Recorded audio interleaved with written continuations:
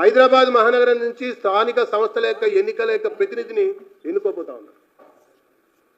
పాలనలో పరిపాలనలో ఎక్కడ కూడా మోడీ గారి ప్రభుత్వం వివక్షకి అవకాశం కూడా ఇవ్వలేదు. అది పిఎం కిసాన్ సమ్మాన నిధి అమలు విషయంలో బీజేపీ పాలిత రాష్ట్రాల్లో మైనారిటీలకు కూడా అందింది. ప్రధానమంత్రి ఆవాస్ యోజనలో మైనారిటీలకు కూడా అందింది. పిఎం స్వనిధి హాకర్స్ ఇతర వీధి చిను వ్యాపారులకు కూడా సహాయ నిధి అందింది. ముద్రా యోజన అమలుకు సంబంధించిన విషయంలో కూడా మైనారిటీలకు అందింది.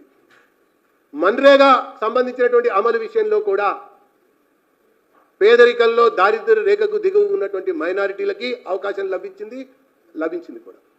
ఏ బీజేపీ పాలిత రాష్ట్రంలో కూడా ఎక్కడ కూడా ఈ మైనారిటీల పట్ల వివక్ష జరిగిందని కానీ సంక్షేమ పథకాల యొక్క అమల్లో వివక్ష చూపారని కానీ మచ్చుకకు కూడా ఈ రోజు వరకు ఒక్కడు కూడా కనబడదు కూడా.